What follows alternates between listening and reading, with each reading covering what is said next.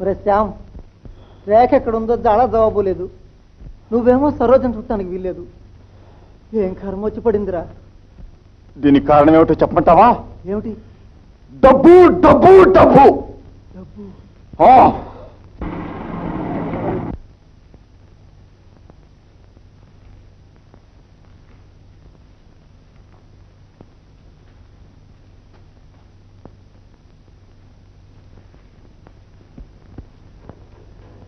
దండాలండి. దండాలు. ఎందుకు వచ్చారు? పొద్దున్నే మీ కారు యాక్సిడెంట్ అయింది కదూ? అయిందండి బాబు. అవునవును.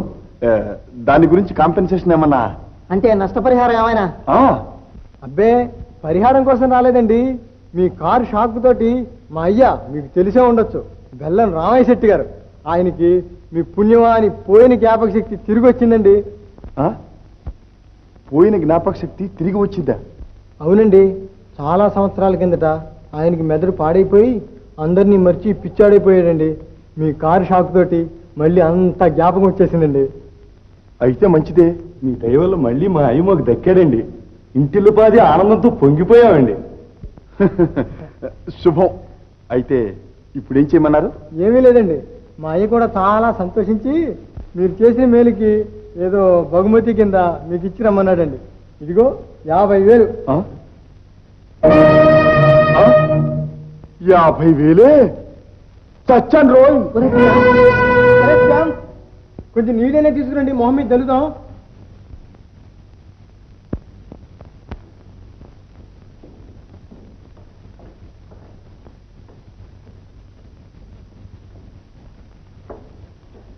సరోజ్, ఎక్కడికి?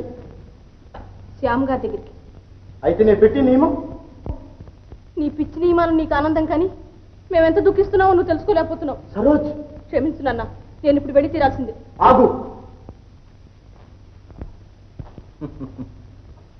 పిచ్చిదాన, ఇప్పట్లో తప్పటడుగు వేస్తే జన్మంతా అఘోరించాల్సి వస్తుంది. నా వంశానికి, ఈ ఐశ్వర్యానికి నువ్వు తప్ప ఇంకెవరున్నారు? నీ సౌఖ్యం కంటే నాకు కావాల్సింది వేరేముందమ్మా? అయితే నాకెందుకు ఈ నియమాలు? ఎందుక? నువ్వేమీ తెలియని అమాయకురాలివి గనుక. కష్టార్జితం 1,00,000 రూపాయలు ఒకరి మొహాన పారేయడానికి నేనేం వెర్రివాణ్ణి అనుకున్నావా? ఈ వచ్చే పెళ్లి కొడుకులంతా ప్రేమించేది నా డబ్బుని కానీ నిన్ను కాదని నా అనుమానం. శ్యామ్ అలాంటి వారు కాదు నాన్న. అది రుజువు చేసుకోవడానికే వాడి మొహాన్ 1,00,000 రూపాయలు కొట్టాను. శ్యామ్ నిజంగా నిన్నే ప్రేమిస్తుంటే ఆ 1,00,000 రూపాయలు ఖర్చెట్టి తక్షణం నీ కోసం తిరిగి వస్తాడు. లేక డబ్బునే ప్రేమించేవాడైతే అంతటితో పట్టుకుపోతాడు. ఇప్పుడైనా అర్థమైందా? నిన్ను ప్రేమించేవాడు కావాలి కానీ నీ డబ్బుని ప్రేమించేవాడు యమదూతలా చుట్టుకున్నారు. మరేం లేదురా, కాస్త తల తిరిగిందంతే. యమదూతలు కాదురా వీళ్ళు, వీళ్ళంతా స్పెషలిస్టు. రే, నేను బాగా ఆలోచించే వీళ్ళందరినీ పిలిపించాను రా. వీళ్ళ ఫీజుల రూపంగానైనా కొంత డబ్బు ఖర్చు అయిపోతుంది చూడు.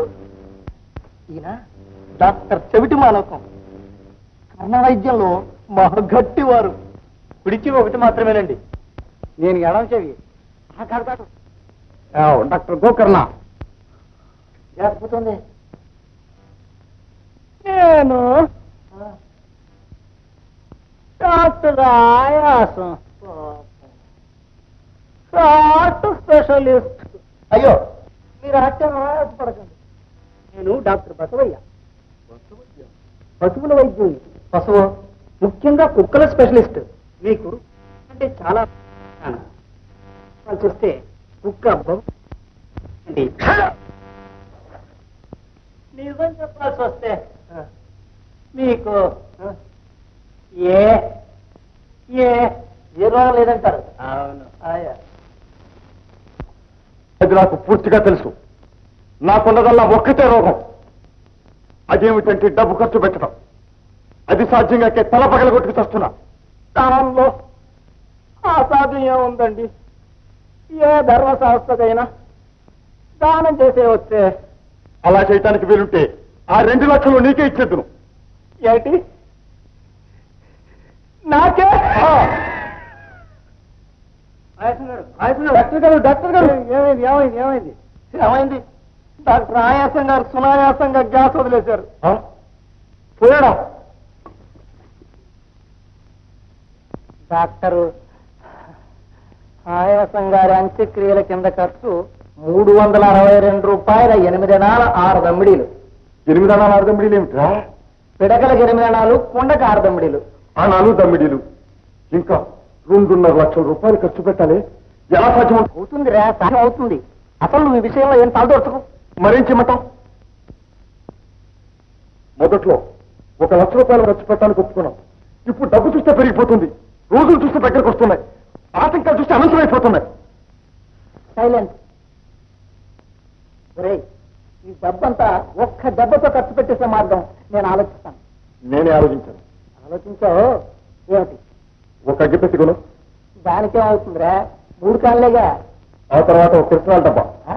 కిరసనాయిల డబ్బా సరే, మరో 5 రూపాయలు 4 4 9 దమ్మిడీలు అనుకో. చాలు. ఆ డబ్బాడు కిరసనాలు నీ మీద, నా మీద, ఆ డబ్బు మీద పోసుకుని అగ్గి పనులు ఎక్కేసేసరి. దాంతో పాటు మనము సాగమనం. ఆ డబ్బు అయిపోతుంది, మనం అయిపోతాం. చచ్చా, ఆత్మహత్య చేతగానే వచ్చేసే పని. మానవులందరినీ మంత్రముగ్ధుల్ని చేసే చిత్రాలు ఇంకా ఎన్నో నీ చేతిలోంచి రావాలి.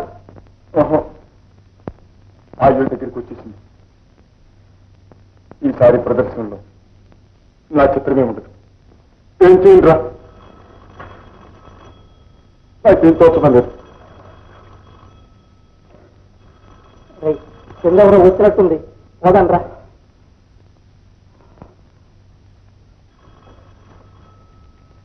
వాళ్ళు భూపతి గుంపులో వాళ్ళని ఆధారాలు మా చేతికి వచ్చాయి. భూపతి గుంపులో వాళ్ళ? అరే బాపు, ఎక్కడ గుజరాత్, ఎక్కడ ఆంధ్రదేశం? ఒకవేళ భూపతికి ఇది ఆంధ్ర బ్రాంచ్ ఏమో. అందుకే డబ్బు కూడా కొట్టుకెళ్ళలేకపోయారు వెర్రి విధాలు. అయినా తప్పు మందేలా రాశాం. ఇనపెట్టో కట్టకుండా డబ్బు బయట పారేసి ఉంటే వాళ్ళ బాధ మన బాధ ఒక. శ్యామ్, ఒరే శ్యామ్,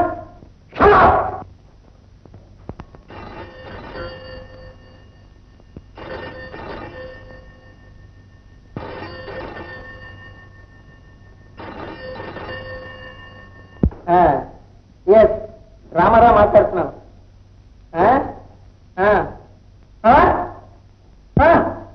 అయ్యో రాధిక, ఎక్కడా? వస్తున్నా వస్తున్నా. శ్యామ్, ఒరే శ్యామ్, ఒరే ఒరే శ్యామ్, శ్యామ్.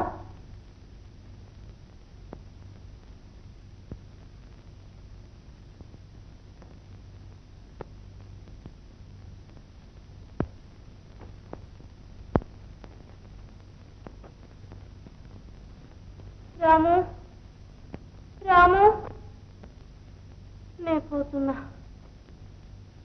నువ్వు నన్ను పొమ్మన్నావు కదూ, అందుకు నల్లమందు మింగాను. అమ్మ నల్లమందే? అయ్యో కాదు డాక్టర్ గారు, ప్రొహిబిషన్ రోజుల్లో నల్లమంది ఎవరు అమ్మారండి? I don't know. You must know. I see. Ramu, నా ప్రాణం పోయే ముందు ఇది వరకులా ఒక్కసారైనా ప్రేమతో మాట్లాడవు? డాక్టర్ గారు, ఈ నల్లమంది అమ్మిన వాడిని జైల్లో తోయించడానికి వినుంది కదూ? ఆ ప్రశ్న ప్లేడ్ అనేది తెలుసుకోండి. అవునులేండి. రామ్, మునుపట్లాగా నిజంగా నా మీద ప్రేమ ఉందా? ఓ ఉంది ఉంది. చూడు రేఖ, ఇంకా మనల్ని కాలయముడు కూడా విడదీయలేడు. డాక్టర్ గారు, నువ్వు తిన్న నల్లమంది అంతా కక్కించేశారు. చూడు, కాస్త కూస్తూ మిగిలినా మరేం పర్వాలేదు. చెణుకుల్లాంటి 4 భావాలు బుర్రలోకి వస్తాయి.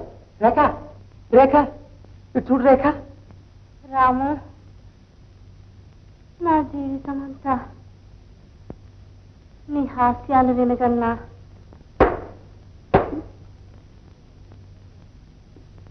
నల్లమందు మింగిన వాళ్ళని నిద్రపోలేకూడదు.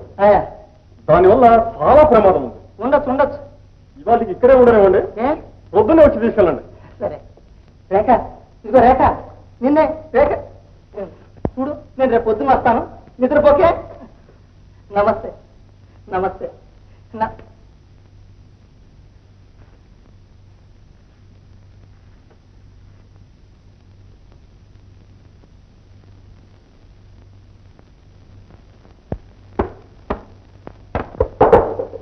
నువ్వు కూడా నల్లబలు పుచ్చుకున్నావా?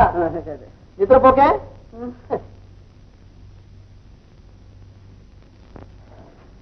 రేఖ నిద్రపోకే.